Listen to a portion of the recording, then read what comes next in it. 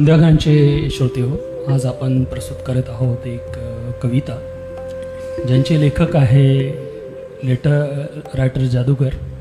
ते स्वतः इथे उपस्थित आहे आणि ते आपल्या समोर. नमस्कार.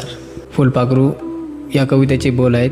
हिरवगार रानामध्ये किती शोभून दिसते फुलपाखरू, हिरवगार रानामध्ये किती शोभून दिसते फुलपाखरू, इवडंसं जीव मात्र कसं मी सावरू.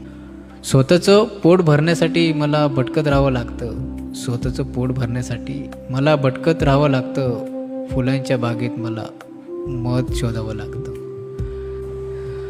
निसर्गाच्या सान्निध्यात मला खूप काही दिलं, निसर्गाच्या सान्निध्यात मला खूप काही दिलं.